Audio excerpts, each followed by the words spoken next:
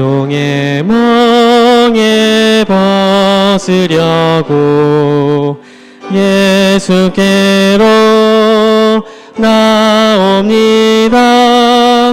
자유와 기쁨 베푸시는 주께로 옵니다. 병든 내 몸이 튼튼하고 빈궁한 삶이 부해지며 죄악을 벗어버리려고 주께로 옵니다. 낭패와 실망 당한 뒤에 예수께로 나옵니다. 십자가 은혜 받으려고 주께로 옵니다. 슬프던 마음 위로받고 이 생의 풍파 잔잔하며 영광의 찬송 부르려고 주께로 옵니다. 교만한 마음을 내버리고 예수께로 나옵니다. 복되신 말씀 따르려고 주께로 옵니다. 실망한 이 몸 힘을 얻고 예수의 크신 사랑 받아 하늘의 기쁨 맛보려고 주께로 옵니다. 금의 길을 벗어나서 주께로 나옵니다. 영원한 집을 바라보고 주께로 옵니다. 멸망의 포구 헤어나와 영광의 나라 다다라서 영광의 주를 배우려고 주께로 옵니다. 아멘. 300장 부르시겠습니다. 300장 부르시겠습니다. 300장 1절과 3절 부르겠습니다.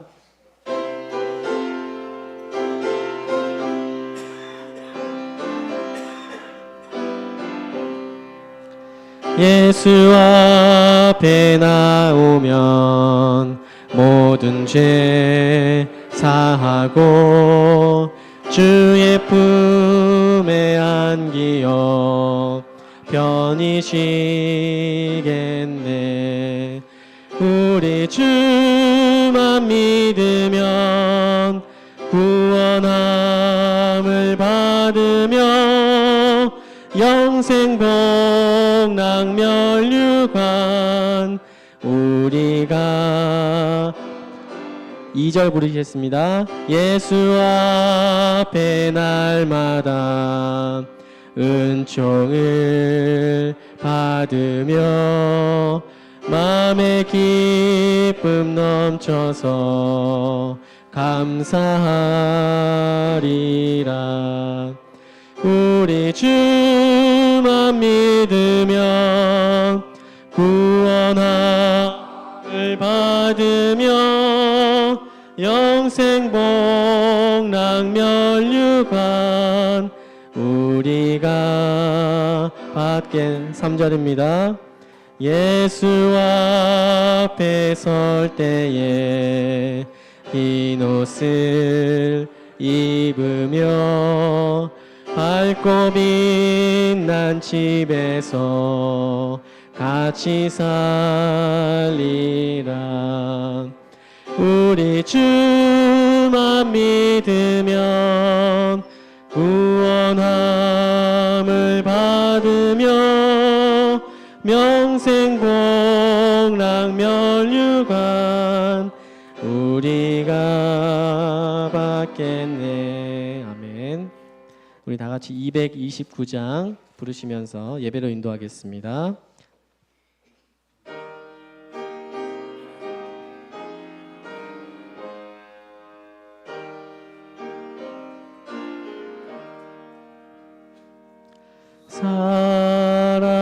살아계신 주의 영 부어주소서. 살아계신 주의 영 부어주소서. 새로 지은 내 마음 속에 살아계신 주의 영 부어주소서.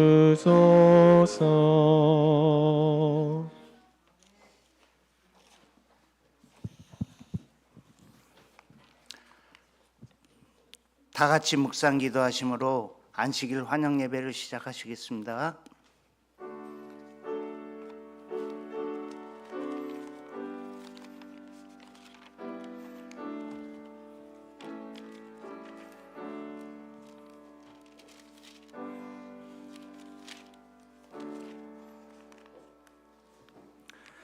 다 같이 일어나셔서 시작하는 찬미 160장 찬미하겠습니다. 찬미 후에 성도님들을 대표해서 정건배 장로님께서 기도하시겠습니다.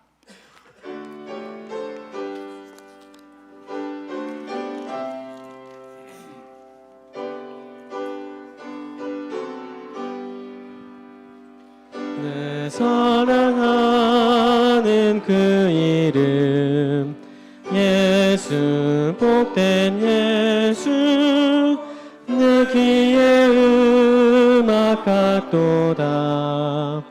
예수, 복된 예수, 아기하다 그의 이름. 갈바리 산의 어린 양, 귀한 생명 버리셨네. 예수, 복된 예수, 내 맘에 계신 그 이름. 예수, 복된 예수, 내 눈에 눈물 씻기는. 예수, 복된 예수, 아기하다 그의 이름. 갈바리 산의 어린 양, 귀한 생명 버리셨네. 예수, 복된 예수, 저 하늘집 예비한. 예수, 복된 예수, 날 구원하신 그 이름. 예수, 복된 예수, 아기하다 그의 이름. 갈바리 산의 어린 양, 귀한 생명 버리셨네. 예수, 복된 사랑하는 예수.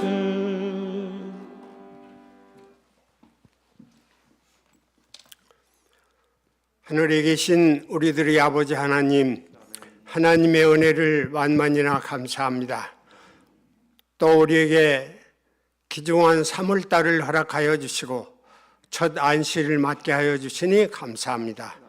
더욱 이제 봄이 오는 이때에 우리의 마음이 하나님께로 향하게 도와주시고 아멘. 하나님의 말씀에 순종하여 기쁨을 누리며 사는 공릉동교회 모든 식구들이 되게 인도하여 주옵소서. 아멘. 아버지 하나님의 크신 은혜가 이 교회에 함께하여 주셔서 어린이부터 어른에 이르기까지 모두 건강하게 도와주시고 가정의 평안함을 허락하여 주시며 아버지 참으로 하나님께는 영광이요 기쁨을 드리는 우리 모든 성도들이 되게 인도하여 주옵소서. 오늘 또 우리 목사님을 세우시고 말씀을 펴실 싸움에 주의 성령 이 자리에 임재하여 주시고 우리의 마음을 감동시켜 주셔서 우리가 말씀대로 살게 도와주시고 하나님을 더욱 사랑하는 모든 백성들에게 인도하여 주옵소서. 모든 예배의 시종을 아버지 앞에 의탁하오며 우리 주님 예수 그리스도 이름으로 감사 기도 올리옵나이다. 아멘.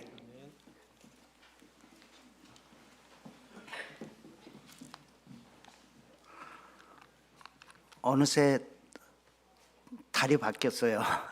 오늘 3월인데 자 이제 봄을 맞아 여러분과 제가 새로운 한 해를 이제 새싹이 나듯이 새로운 마음으로 하나님께 경배드리는 저와 여러분들이 됐으면 좋겠습니다. 목사님 말씀 듣기 전에 우리 442장 찬미 후에 목사님의 귀한 말씀을 듣는 시간 갖겠습니다.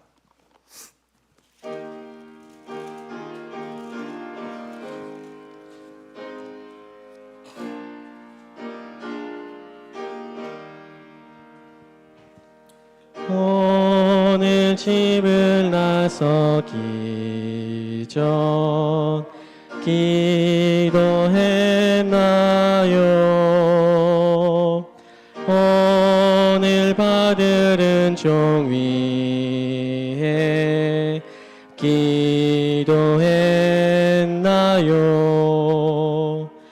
기도는 우리의 안식 빛으로 인도하리.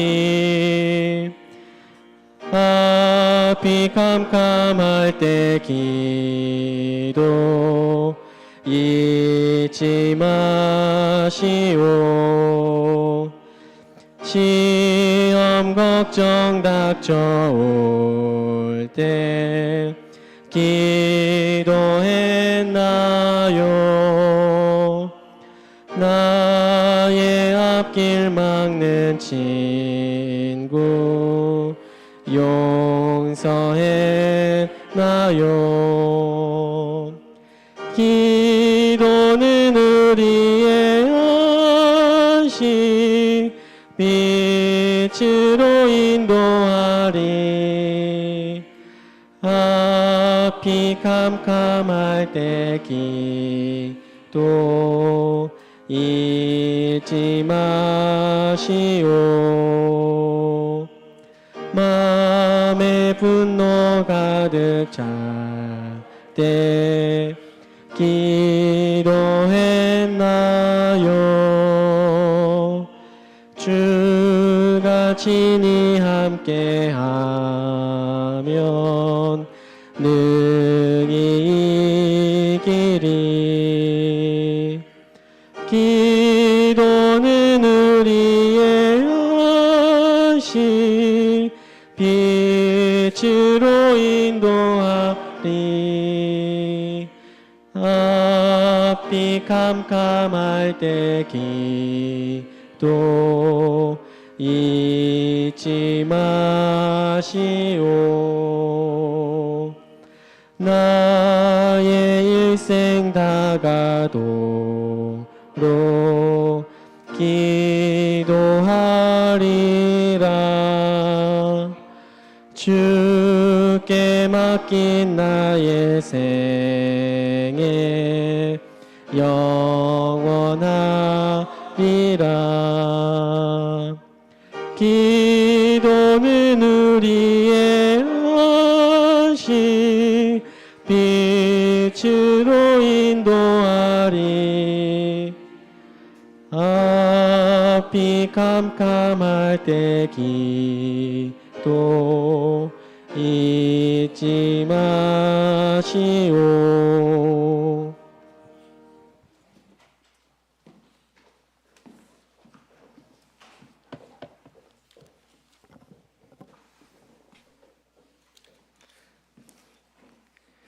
자, 이 안식일 맞이한 여러분들에게 하나님의 은혜가 함께하기를 간절히 바라고, 우리 다 같이 대한독립 만세 한번 외치고 시작할까요?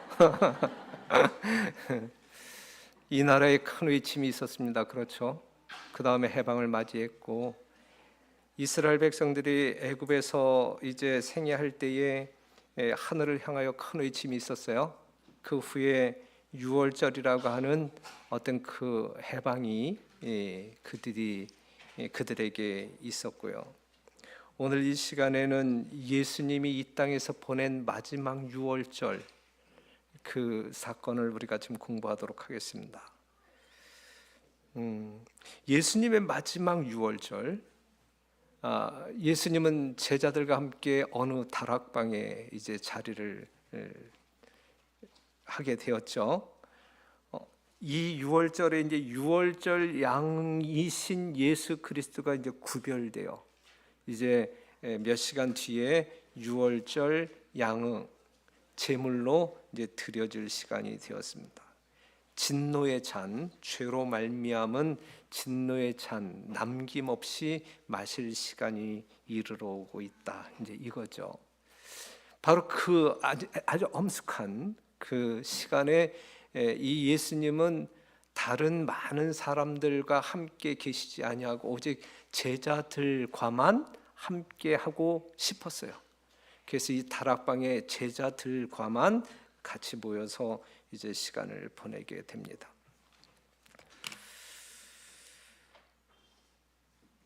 예수님의 삶을 우리가 쉽게 요약한다고 하게 되면 어떤 식으로 요약할 수 있냐면, 예수님의 삶은 그냥 무화적인 봉사의 삶이었다, 이렇게 정리할 수 있을 것 같아요. 무화적인 봉사의 삶이었다.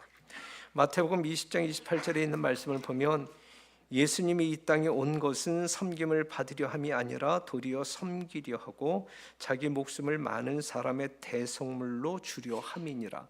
예수님이 이 땅에 오신 목적이 이랬고, 예수님의 삶의 내용이 이랬고, 지금 이 대속물로 드리기 위하여 이제 몇 시간 뒤를 기다리고 계시는 그 엄숙한 시간입니다.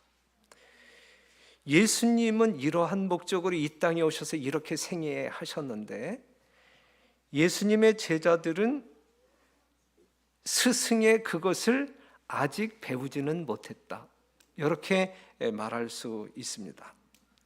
그래서 예수님께서는 이 마지막 이 제자들과 함께하는 그 수업의 내용도 이 무화적인 봉사에 관한 주제로 이제 가르칩니다. 여러분들이 아시다시피 이 상황 가운데서 예수님이 분명히 알고 있었던 것은 무엇이냐면, 이제 아버지께로 가야 할 시간이 심히 임박했다라는 사실 예수님이 알았고, 그 다음에 이 범죄자들이 당하는 가장 모욕적인 방법으로 본인이 죽임을 당할 것도 아셨고, 그 다음에 배반을 당하여 버림을 받을 것을 아셨고, 그 다음에 예수님이 치러야 할 희생이 엄청나게 크지만 그것이 대다수의 사람들에게 무익할 것도, 별 어떤 그 효과가 없을 것도 아셨고, 이 모든 것을 다 알고 계셨어요. 바로 그러한 순간임에도 불구하고 그 자신이 경험할 고통 개의치 아니하고 이제 남겨둘 이 제자들에 대한 이 염려의 마음으로 가득 차 있었다라고 하는 사실이죠. 예수님은 분명 제자들을 사랑하시되 어떻게 사랑하시는 예수님? 끝까지 끝까지 사랑하시는 분이었다. 이 마지막 순간까지 아낌없이 남김없이 모든 사랑을 쏟아 부으시는 예수님의 모습을 우리가 보면서 이것이 제자들을 향한 예수님의 마음만이 아니라 오늘 이 자리에 앉아 계신 우리 모두를 향한 예수님의 마음임을 여러분들이 뼈저리게 느꼈으면 좋겠어요. 그냥 귀로만 듣고 그렇지 뭐 예수님은 늘 그랬으니까 이렇게 생각하지 말고 여러분들이 진짜 감각적으로 뼈저리게 이러한 어떤 그 예수님의 사랑을 조금이라도 맛보고 돌아가셨으면 좋겠습니다. 이 예수님의 고통을 가리키는 이 예수님의 말씀이 있음에도 불구하고 백성들은 그 참 의미를 깨닫지 못해요. 그리고 이 마음에 아무런 감흥을 일으키지 못해요. 예수님이 하시려는 말씀을 제자들이 감당하지 못할 것을 예수님은 아셨어요. 그렇기 때문에 그들에게 더 이상 더 많은 것을 이야기해 줄 수 없었어요. 멈추는 거예요. 우리 하나님께서는 여러분들이 감당할 만큼 말씀을 주십니다. 그렇죠? 여러분들이 감당할 만큼 여러분들의 발걸음을 인도하셔요. 그렇기 때문에 여러분들이 갈망하는 마음을 가지고 더 많이 가난한 심령, 굶주린 심령을 가지고 하나님의 빛을 갈구하게 될 때에 여러분들은 더 큰 원만한 광명에 이르게 될 것이고, 원만한 광명 가운데 거하는 사람일수록 하늘의 평안을 많이 경험하게 되실 것입니다. 믿음은 더욱더 견고해질 것이고, 그렇기 때문에 우리 예수님께서 여러분들에게 주시는 이 생명의 말씀 양식이 여러분들이 듣지 않기 때문에 이해하지 못할 것이기 때문에 멈추는 일이 없게 되기를 간절히 바라요. 여러분들에게 예수님께서는 자꾸 주고 싶고 자꾸 말씀하고 싶고 많이 이끌고 싶은 그러한 욕구가 예수님에게 생길 수 있도록 여러분들의 반응이 있어야 될 것입니다. 반응이 없을 때에 예수님께서는 침묵할 수밖에 없어요. 여러분들이 감당하지 못할 것이기 때문에 그렇습니다. 지금 이 제자들에게도 지금 같은 일이 일어나고 있는 거예요. 이 제자들은 예수님은 지금 십자가 앞에서 두렵고 떨리는 심령으로 계시는데,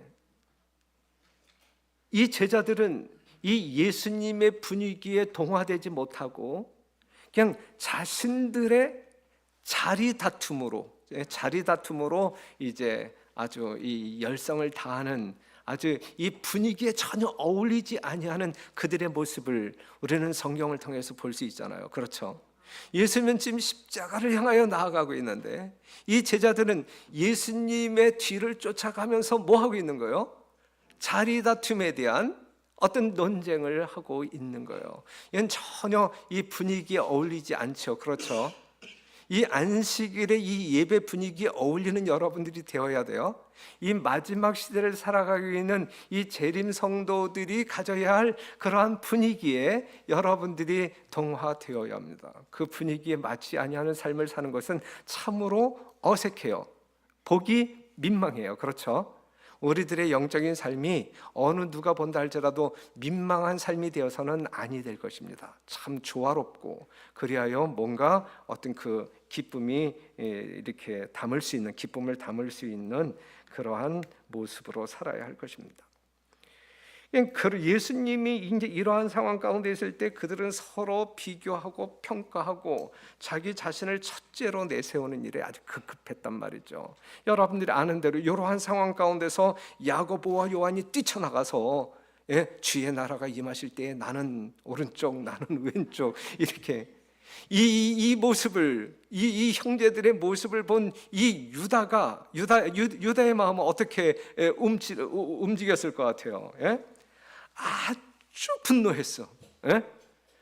최고가 누가 되어야 되는데 가룟 유다 자기가 되어야 되는데 얘네들이 먼저 탁 차고 나가서 그냥 뭐 예수님의 오른팔을 잡고 왼팔 잡고 이 모습을 보면서 이 유다는 진짜 분노했어요. 제자들이 다락방에 들어갔을 때에 그들의 마음은 적개심으로 가득 찼다. 유다는 왼편으로 그리스도의 다음 자리를 헤치고 들어갔으며 요한은 바른 편으로 나아갔다. 만일 그곳에 제일 높은 자리가 있다면 유다는 기어코 그것을 차지하려고 하였는데 그 자리는 그리스도 옆이라고 생각되었다. 그러나 유다는 반역자였다 그랬거든요. 분명 예수님의 옆자리가 가장 좋은 자리, 예수님과 가장 가까이에 있는 자리가 진짜 좋은 자리예요. 그렇죠? 여러분들도 예수님과 이 근거리에 있기를 갈망하는 마음을 가지고 그 자리를 차지하기 위해서 노력해야 되지 않겠어요? 그런데 유다의 마음이 아닌, 유다의 마음이 아닌 진짜 예수님을 사랑하는 마음으로, 그래서 예수님의 품에 안기고 싶은 마음으로, 그렇죠? 그것을 느끼고 싶어서 예수님의 옆자리를 차고 들어가야 되지 않겠어요? 그렇죠? 진짜 야 이게 높은 자리야 생각하고 그 높은 자리를 차지하기 위하여 그냥 옆자리를 차고 들어가는 게 아니라 예수님의 충만한 사랑을 경험하고 싶어서 예수님 가까이 나아가는 그러한 여러분들이 되기를 간절히 바랍니다.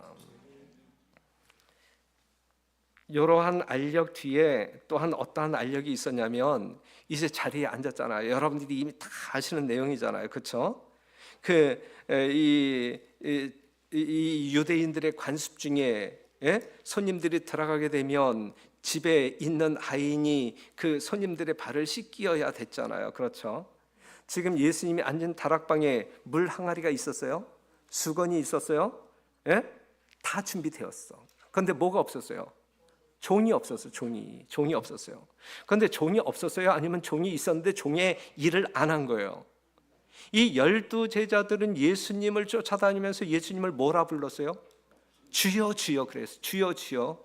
그럼 예수님은 그들의 주인이었고 그들은 예수님의 종이었다라고 하는 어떤 그 정체성을 가지고 살았었잖아요. 그렇죠? 그렇다고 하게 되면 예수님의 발을 씻기기 위하여 덤벼들어야 할 종놈들이 몇 명이었어요? 12명이었어요. 그치? 그런데 그러한 종들이 아무도 없었어요. 서로 눈치만을 보고 딴청만을 하고 있었단 말이에요. 교회의 어떠한 일, 하나님의 영광을 위하여 뭐 선교를 하든 뭘 하든 봉사를 하든 어떤 일을 하게 될 때에 딴청 피우는 성도들 제가 전에 다녀온 교회들에서는 종종 봤는데 아직까지는 나 보지 못했지만 공릉동에서 그래서는 안 되는 거예요. 그렇죠? 딴전을 피워서는 안 돼. 그래서 딴전을 지금 이 상황 가운데서 아주 능청 많게 딴청하는 것은 이 합당한 제자들의 모습이 아니란 말이죠. 누군가가 했어야 돼. 이러한 상황 가운데서 그 제자들의 모습을 보면서 예수님께서 우리와 똑같은 죄인들과 똑같은 인간적인 마음을 가지고 있었다고 하게 되면 뭐라고 이야기할 만한 상황일까요? 이 상황이. 너 같은 놈을 낳고 내가 미역국을 먹었냐? 이제 이런 이야기 할 만한 상황 아니겠어요? 그렇죠? 이 같은 제자들을 보고서도 살리기 위해 예수님께서는 십자가에 죽으셔야만 했는가?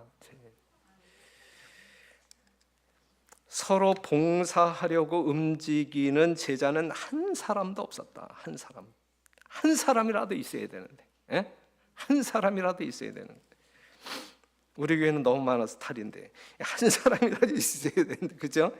예수께서는 그들이 어떻게 하는지를 보려고 한동안 요 문장 한번 보세요. 요 문장 한번 보세요. 요 시대 소망에 있는 말씀이라고. 예수께서는 그들이 어떻게 하는지를 보려고 한동안 기다리셨어.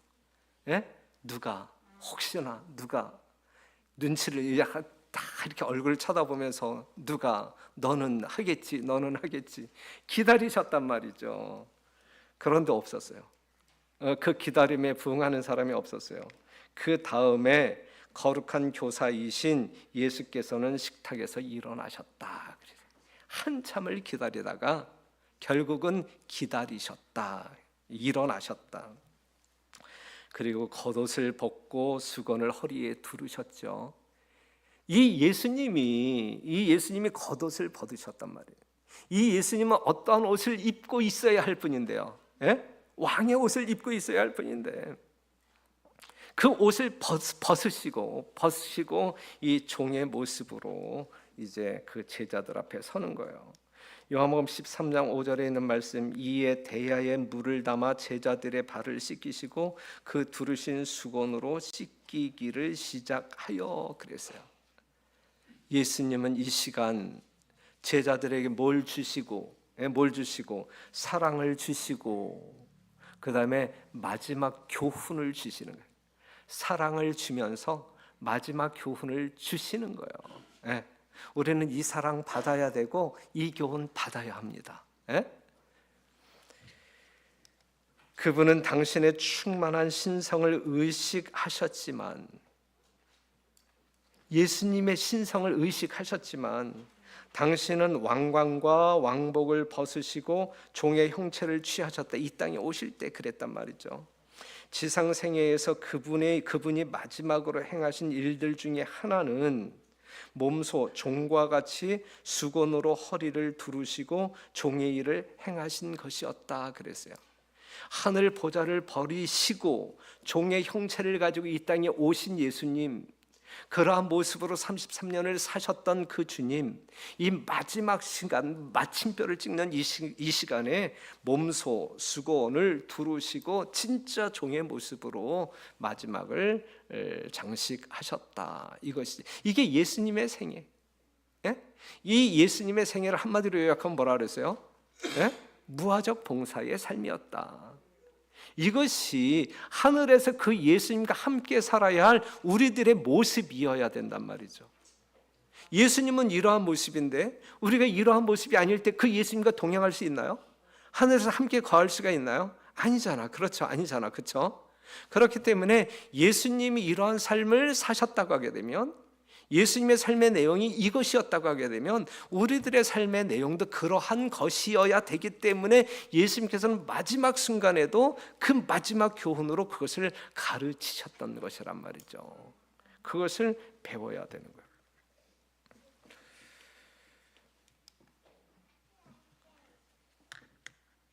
지금 그 자리에 있는 이 예수님의 옆자리를 차지하고 있었던 이 유다는 이미 이 예수님을 팔기로 작정하고 예수님의 어떤 몸값을 챙겨가지고 그 자리에 온 유다잖아요. 다른 제자들과 섞여서 이제 이 잔치를 준비하고 있었습니다. 유다는 뭐가 있는 사람이에요? 비밀이 있는 사람, 비밀. 그렇죠? 다른 제자들은 아무도 몰라. 지금 그 주머니에서 이렇게 쩔렁거리는 이 동전이 지금 무슨 돈인지 다른 사람들은 아무도 몰라. 그렇죠? 그는 비밀을 가지고 있었어요. 어느 누구도 눈치채지 못하는 비밀이었어요. 하지만 누구에게 탄로난 비밀이에요? 예수님께는 탄로난 비밀. 여러분들 혹시 저에게 뭐 숨기는 비밀을 가지고 계신 분들 있으시나요? 있을 거야. 그치? 뭐 얼굴들이 이렇게 두꺼운데 없으려고. 하지만 예수님께는 숨길 수 없다라고 하는 사실을 알아야 됩니다. 하지만 예수님은 그 비밀을 알고 있었지만 폭로하셨습니까? 폭로하지 않아. 그 간음 중에 잡힌 그 사건을 보면서도 우리가 알 수 있듯이 어떠한 사람의 죄를, 비밀을 폭로하지 아니하셔요. 하지만 그들의 심령 가운데 역사하심으로 말미암아, 강력하게 역사함으로 말미암아 그들이 회개하도록 경영하십니까? 회개하도록 경영하시고 기다리시고, 폭로하는 대신에 예수님은 그 유다라고 하는 영혼을 여전히 갈망하고 있는 거예요. 지금 마지막 순간까지 그 영혼이 회개하고 돌아오기를 간절히 기다리고 있는 거예요. 구주의 손이 더럽혀진 발을 씻기시고 수건으로 닦으시는 순간 유다의 마음은 시종 그의 죄를 회개하려는 충동으로 떨리었다. 회개하고 싶은, 회개해야 되겠다는 그러한 충동으로 마음이 떨렸단 말이죠. 예수님께서 가장 먼저 누구의 발을 씻기셨어요? 유다의 발을 가장 먼저 씻기셨는데 회개하고자 하는 충동으로 떨렸다. 그러나 이 그러나가 없어야 되는데, 그렇죠? 그러나 유다는 자신을 낮추려고 하지 않았다. 그는 회개에 대하여 그의 마음을 굳게 하였다. 여러분들 중에 결코 이것이 있어서는 안 돼. 예? 유다에게는 이러한 삶으로 끝났지만 우리들의 삶은 이렇게 끝나서는 안 돼요. 그렇죠?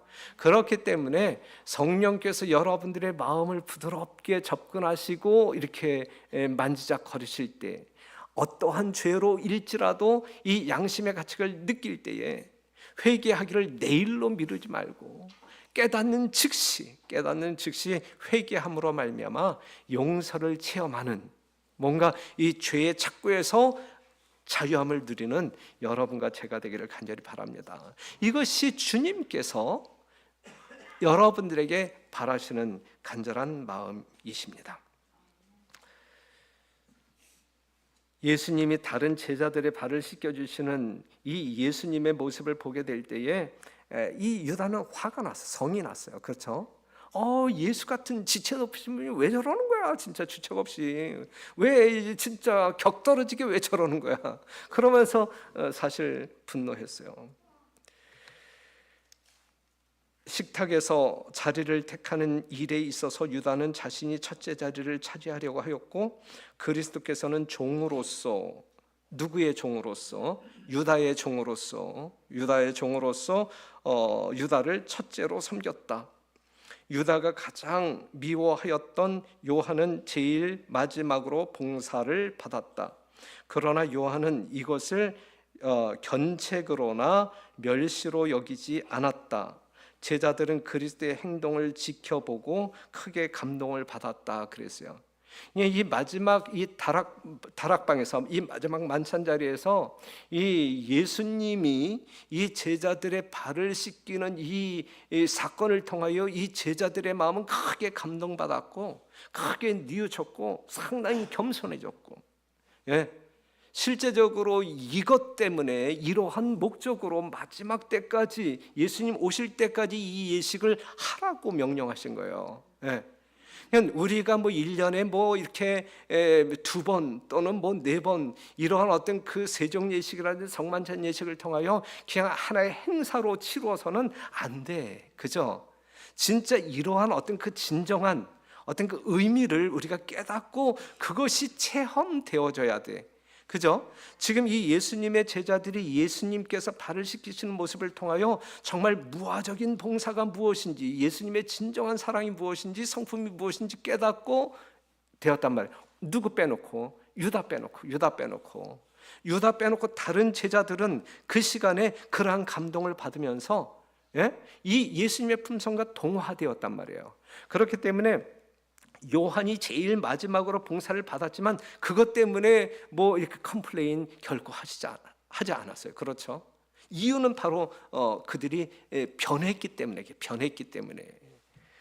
이것이 교회의 참 모습이란 말이죠. 예수님을 따르는 제자들이 모이는 이 교회의 참 모습이란 말이죠. 우리 공릉동 교회는 이러한 모습 아닙니까? 이러한 모습을 추구하는 교회잖아요. 그렇죠? 그렇기 때문에 이러한 삶을 살기 위하여 우리는 경쟁해야 돼. 서로 그냥 이 앞자리를 놓고 싸워야 된다니까. 그날이 꼭 있게 되기를 바래. 맨 앞자리 그런 날이 있어야 돼요.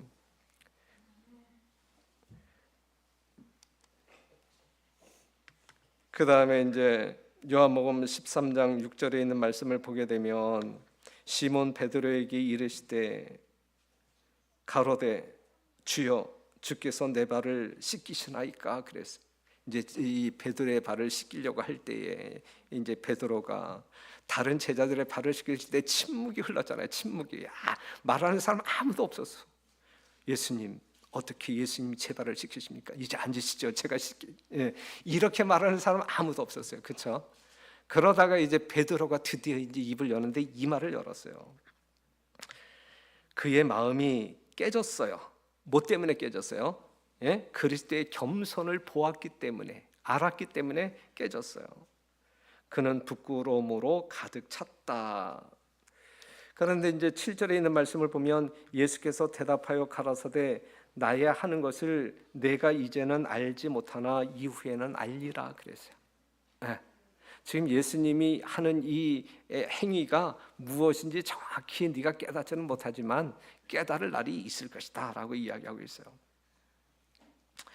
베드로는 예수님을 하나님의 아들로 믿었어요? 믿지 않았어요? 하나님의 아들로 믿었다, 믿었어요. 그렇죠? 하나님의 아들로 믿었습니다. 그런데 그분이 지금 종의 일을 하고 계신 거예요. 하나님의 아들이신 예수님이 지금 하고 있는 일은 종의 일을 하고 있는 거예요. 이 굴욕에 대하여 이 베드로 또한 분기했다 그래서 시대 저망에 있는 말씀을 보면, 그런데 그렇기 때문에 베드로가 이 예수님에 대하여 넉넉히 깨닫지 못했다라는 증거이죠. 예? 그리스도께서는 바로 이 일을 위하여 오셨는데 그 오신 목적을 깨닫지 못하는 거예요. 지금 예수님이 하늘 지성소에 계시는데 이 재림 성도들은 정말 영적인 안목을 가지고 예수님을 따라서 지성소에 계신 이 예수님을 볼 줄 알아야 되는데, 예수님이 지금 지성소에서 왜 계시는지 뭘 하는지 우리가 모른다고 하게 될 때에 우리는 이 종말에 대한 사상, 이 예수님의 재림의 온전한 그 진리에 대하여 넉넉히 깨달을 수 없게 되는 것이죠. 알아야 되는 것이거든요. 깨달아야 되는 것이거든요. 그래서 베드로가 내 발을 절대로 씻기지 못하시리이다, 이제 뭐 이런 식으로 말을 하잖아요. 이거는 내 발을 절대로 씻기지 못하리이다, 이 말은 이 베드로의 어떠한 마음에서 표현되어진 것이냐면 예수님을 더 이상 굴욕적인 종의 모습으로 그냥 두고 봐서는 안 된다. 이 예수님이 계속적으로 이 굴욕을 당해서는 안 된다. 이 충정어린 마음으로 내 발을 씻길 수 없습니다. 뭐 왕 같은 분이 무슨 내 발을 씻겨요? 그건 종이 하는 짓이잖아요. 더 이상 굴욕 당하지 마세요. 내 발 못 씻겨요. 이제 이렇게 이야기하고 있는 것이거든요. 그런데 여러분들이라고 하면 발을 못 씻기게 할래요? 아니면 예수님이 발 씻겨주실 때에 감사함으로 씻김을 받을래요? 예? 여러분들은 어떻게 하실래요?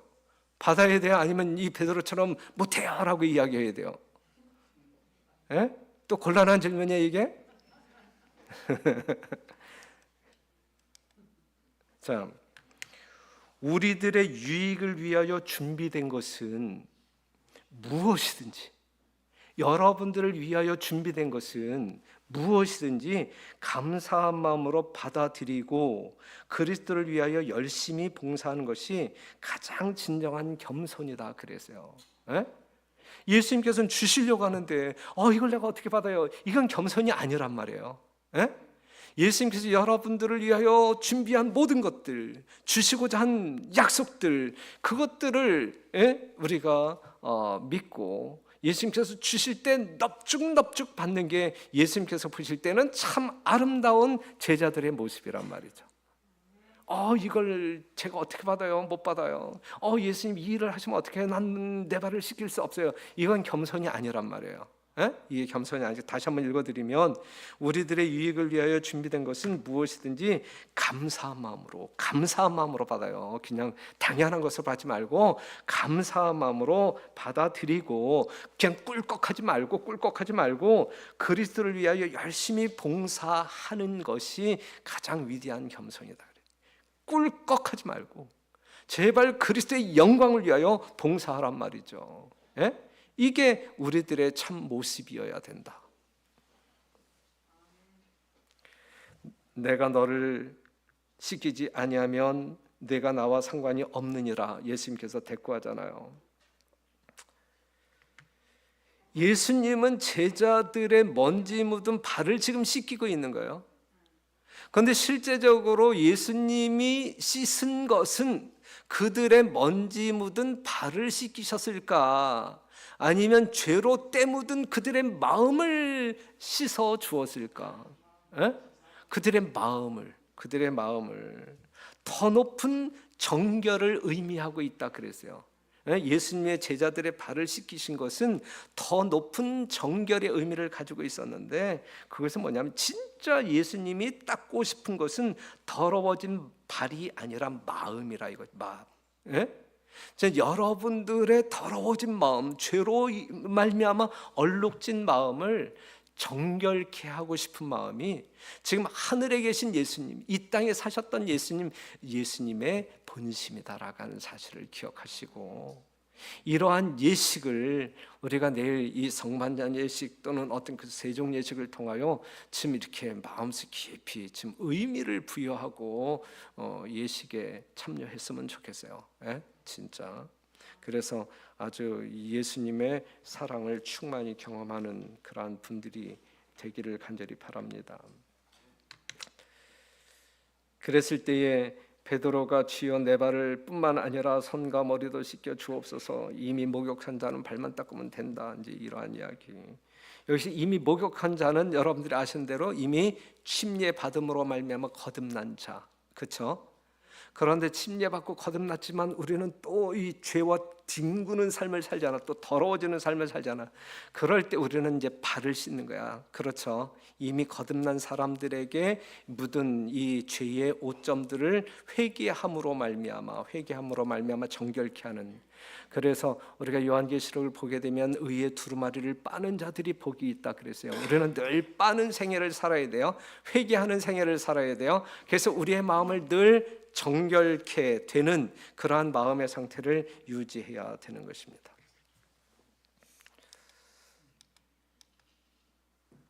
자, 수건을 가져다가 허리에 두르시고 제자들의 발에서 먼지를 씻으실 때에 예수께서는 바로 씻으시는 그 일로서 그들의 마음에서 이간과 질투와 교만을 함께 씻어 버리기를 원하셨다. 이것은 그들의 먼지 묻은 발을 씻는 것보다 훨씬 더 중대한 일이었다. 그때 그들이 가졌던 정신으로는 그리스도와의 교제를 위해 준비된 자는 하나도 없었다. 그때 그들이 가졌던 정신으로는 그리스도와 섞일 수 있는 그러한 자격을 소유한 자가 아무도 없었다.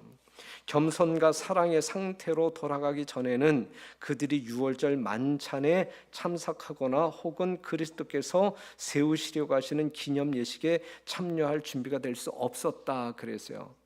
그냥 정결한 마음, 회개한 마음, 그래서 용서받은 마음으로 이 성만찬 예식에 예수님의 찢겨진 살을 먹고 피를 마실 수 있는 그러한 자격을 얻을 수 있는 거란 말이죠. 그렇죠?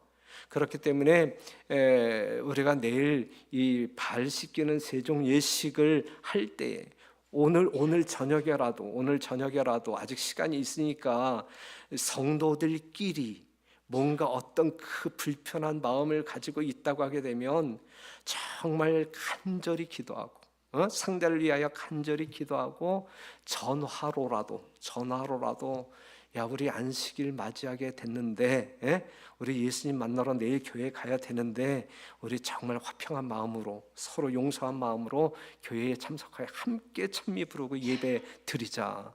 이렇게 한번 시도하면 얼마나 좋을까? 뭐 그러한 건수들은 없죠. 만약에 오늘 내가 집에 가서 여러분들에게 전화했을 때 통화 중 신호가 안 오는 사람들은 그냥 넋놓고 그냥 뭐 이렇게 하지만 이제 통화 중 신호가 이분은 진짜 뭔가 이렇게 다른 사람과 화해하기 위하여 뭔가 애쓰고 있구나. 이렇게 내일 리스트 발표할게요. 그러한 과정이 필요해. 실제적으로 성만찬 예식에 참여할 때에 그 불편한 심기를 가지고 우리가 세종 예식이라든지 성만찬 예식 참여하는 거 이건 어색하잖아요. 그렇잖아요. 그래서는 아니 되는 것이죠.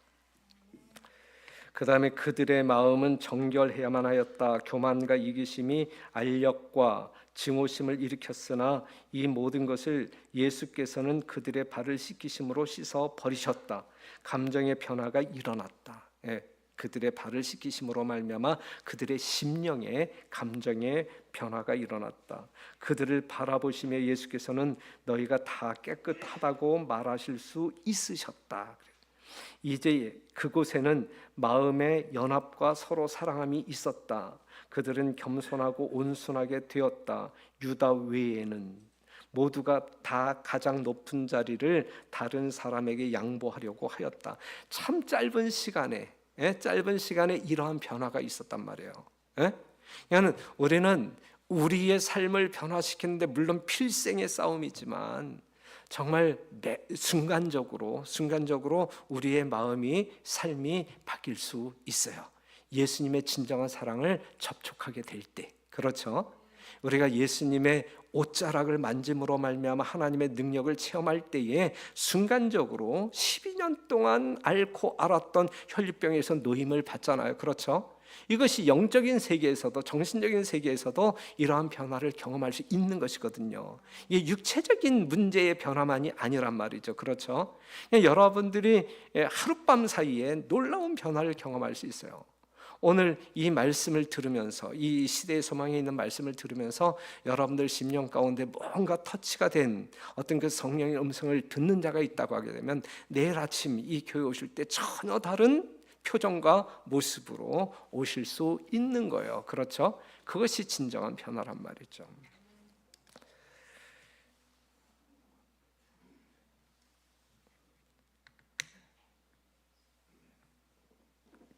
아까도 말씀드렸지만 그리스도의 보혈로 정결함을 입은 우리들이지만 정말 그리스도의 보혈을 믿음으로 말미암아 침례를 받음으로 말미암아 거듭난 우리들이지만 너무 자주 죄와의 접촉으로 말미암아 더럽혀진다 이거지. 더럽혀진다. 하지만 우리에게 끊임없이 용서를 제공하시는 그 예수님께 우리는 나아가 그리스도의 보혈로 우리를 또다시 정결케 할 수 있다라는 믿음을 가지고 주저함 없이 미루지 말고 담대한 마음으로 주 앞에 나아가 깨끗함을 경험하는 여러분과 제가 되기를 간절히 바랍니다.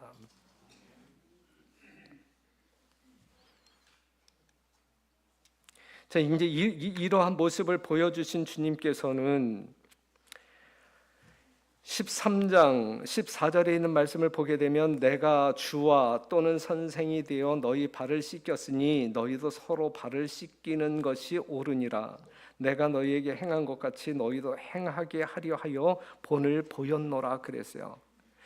예수님은 우리의 샘플이라고요. 그렇죠. 본이라고요. 본. 그렇기 때문에 예수님의 본을 쫓아가는 것이 우리들의 신실한 그리고 바른 온전한 신앙이다라는 사실. 누구의 본도 따르지 말고 오직 예수님의 본을 쫓아 자취를 따라가는 진정한 살아있는 주의 제자들이 되기를 간절히 바랍니다.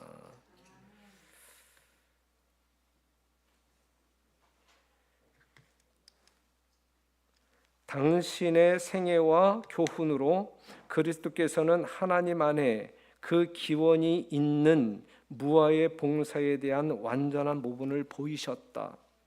하나님께서는 자신을 위하여 살지 않으신다. 세계를 창조하시고 만물을 붙드심으로 그분은 계속하여 남을 위하여 봉사하고 계신다 그랬거든요. 무아의 봉사의 삶을 사셨다가 지금도 여전히 우리를 중보하고 계시는 그 예수님의 삶이 오늘 우리들의 삶의 모습이어야 된다 이거죠. 하나님은 결코 자기 자신을 위하여 사는 존재가 아니란 말이죠. 하늘에서 하나님과 더불어 사는 사람들의 모습, 자기 자신만을 위하여 사는 존재가 아니란 말이죠. 그렇죠? 그런데 우리는 예수님을 따른다고 이야기하지만 예수님의 삶과 정반대되는 삶을 살아가고 있는 사람들이 아닌가. 나 자신만을 위하여, 나 자신을 위하여 사는 그것이 이제 우리가 가야 할 길이 아니다. 남을 위하여 무화적인 봉사의 삶을 사는 것이 우리들의 삶이다라고 하는 사실이죠. 이걸 배워라. 정말 세종예식을 통하여 성만찬 예식을 통하여 이러한 예수님의 삶을 배워서 본삼아서 그렇게 살아라, 이렇게 예수님께서 지침하고 있는 것이거든요. 그 말씀에 순종하시는 여러분과 제가 되기를 간절히 바랍니다. 100번 들으면 뭐예요? 순종 안 할 거면, 그렇죠? 들었을 때에 순종함으로 말미암아 이 말씀이 살아있는 말씀이 될 수 있는 거예요. 예수님의 전생에는 봉사의 법칙 아래에 있었다. 그분은 모든 사람을 섬기셨고 모든 사람을 위하여 봉사하셨다. 이리하여 그분은 하나님의 율법대로 사셨으며 그분의 모본을 통하여 우리가 어떻게 율법을 순종할 것인지를 보여주셨다 그랬어요. 그러니까 이 말씀을 여러분들이 이해할 때에 사도 바울이 이야기한 것처럼 사랑은 율법의 완성이다라고 하는 말, 요 말씀을 이해하게 될 때에 사랑은 율법의 완성이다라고 하는 말이 이해가 되어지는 거예요. 이건 사랑은 율법의 완성.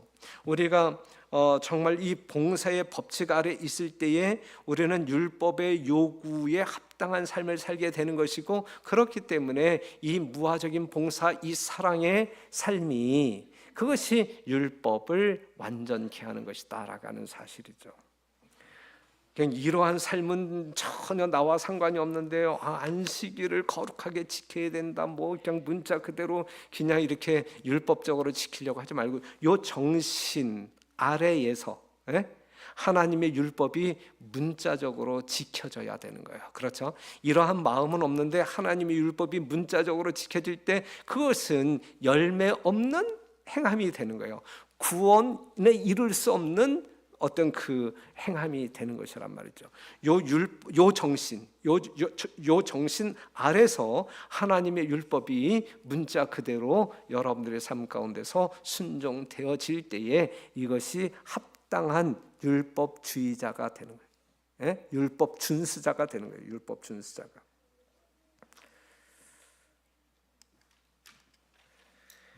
내 나라에는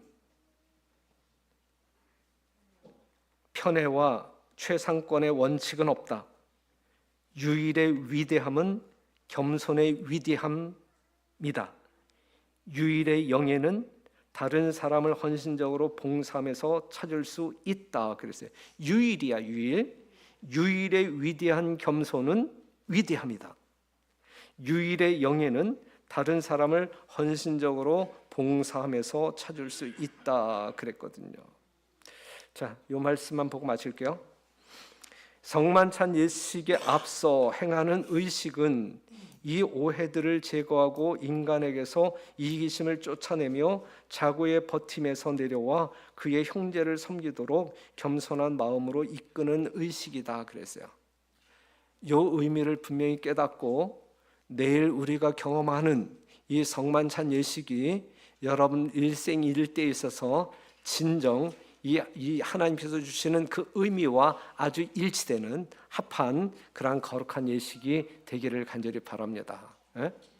희한하지 않아요? 이 시대에서만 우리가 계속적으로 그냥 순서대로 읽어가고 있는데 내일 성만찬 예식에 즈음하여 지금 이 내용으로 이제 하나님께서 섭리하고 있는 거예요. 그러니까 우리가 내일 이 성만찬 예식을 거룩하게 하나님 앞에 드릴 수 있도록 준비하는 여러분들의 마음이 준비된 상태로 주의 전에 나오게 되기를 간절히 바라면서 말씀을 마치겠습니다.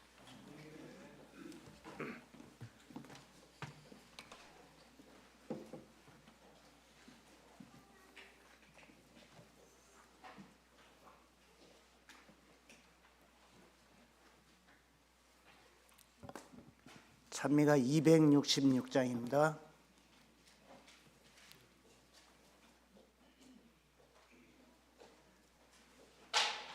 바꿨어요.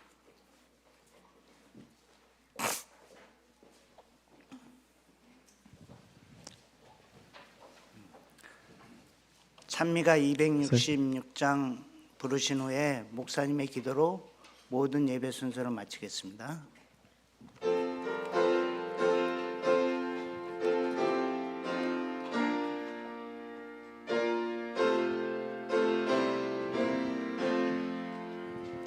온 세상 위하여 주 오시었으니 만 백성 모두 나와서 주 말씀 들어라. 죄 가운데 빠져 죽어야 하는가. 구원의 음성 못 듣고 죽어야 하는가. 전하고 기도해 매일 증인 되리라. 세상 모든 사람 다 듣고 그 사랑 알도록 온 세상 위하여 그 복음 전하니 저 회인 회개하고서 주 예수 믿어라. 죄인을 위하여 주 돌아가신 것 나 증거하지 않으면 그 사랑 모르리. 전하고 기도해 매일 증인 되리라. 세상 모든 사람 다 듣고 그 사랑 알도록 온 세상 위하여 주의 임하니 주 예수 이름 힘입어 이 복음 전하라. 나 먼 곳에 가서 전하지 못하나 나 있는 바로 그곳에 이 복음 전하리. 전하고 기도해 매일 증인 되리라. 세상 모든 사람 다 듣고 그 사랑 알도록. 아버지 하나님, 주님의 삶을 통하여 하나님의 사랑 깨닫게 하심을 인하여 감사합니다. 이제 남아있는 우리의 삶 속에서 예수님의 본을 쫓아 예수님처럼 다른 사람들을 사랑하는 저희들 되게 하여 주옵소서. 우리의 마음을 이 밤 정결케 하여 주옵소서. 우리 구주 예수님의 이름으로 간절히 기도합니다. 아멘.